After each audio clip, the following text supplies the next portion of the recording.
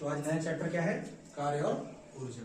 ठीक है, फिर वही चीज, जब भी हमारे साइंस के क्वेश्चन आते हैं तो सबसे पहला काम क्या होता है, उस क्वेश्चन को पढ़ के और ये पकड़ना कि उस क्वेश्चन में क्या क्या क्वांटिटी हमें दी गई है, और देखोगे तो हमेशा उसमें लिखा ही मिल जाएगा।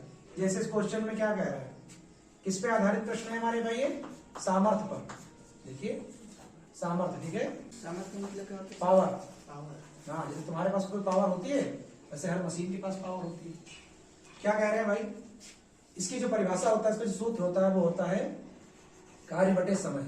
अरे तुम्हारी क्षमता हम कैसे जानेंगे, तुम कितने समय में कितना काम कर लोगे, वही तो तुम्हारी पावर है ना।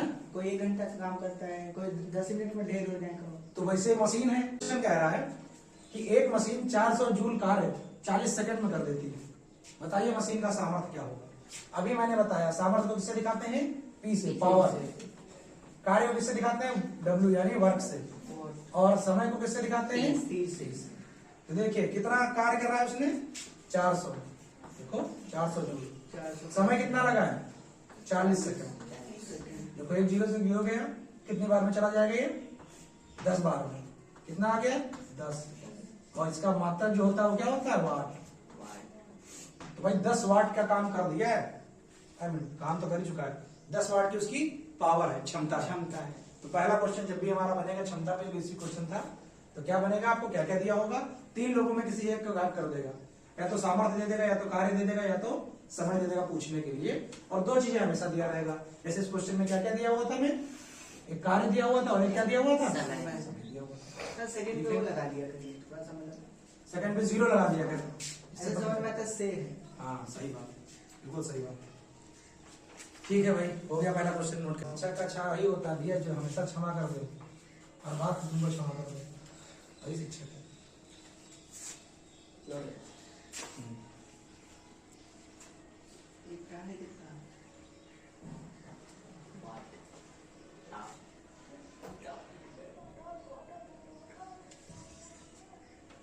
हो गया नोट। अगला क्वेश्चन देखो, एक साइकिल सवार है, ठीक है, साइकिल सही लिखिए, ठीक है।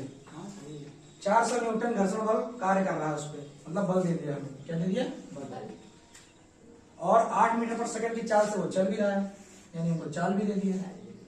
और हमसे कह रहा है कि सामर्थ्य बताओ।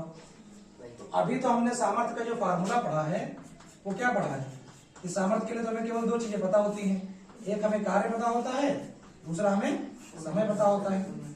बट इस क्वेश्चन में हमें ना तो समय दिया है ना तो कार्य दिया है।